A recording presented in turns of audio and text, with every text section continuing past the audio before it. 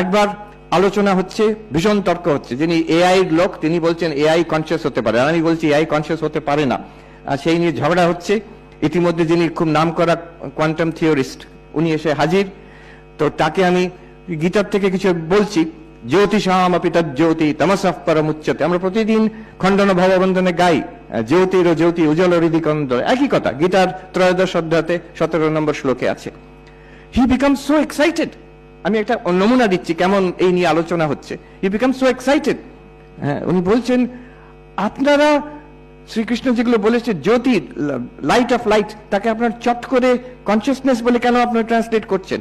I will show from a quantum theoretic perspective that he means that it is light alone. This universe is light shining. And কি করে তিনি বলছেন এই যে light আপনারা দেখছেন এগুলো আমরা because of the limitation of our biological eyes আমরা এইটাকে লাইট মনে করি, but this is part of a much larger electromagnetic spectrum. সেদিক থেকে আমরা সায়েন্টিস্টরা সবটাকেই লাইট বলতে পারি।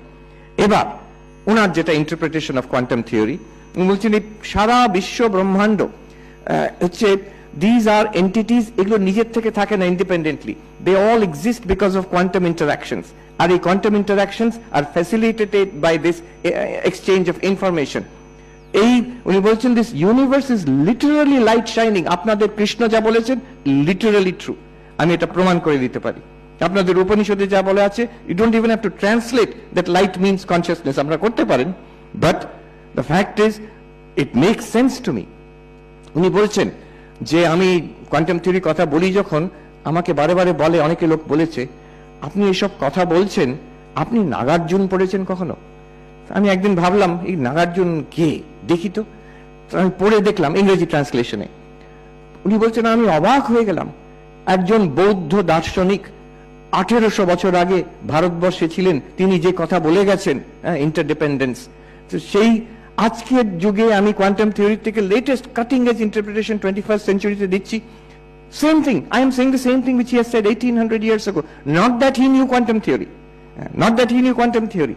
তিনি ধ্যান করে দার্শনিক চিন্তা করে যে world view that he has built up matches is very similar to the world view being suggested by some interpretations of quantum theory.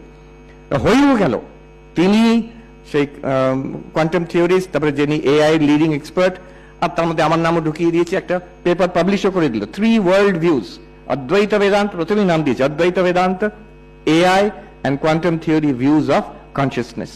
So this is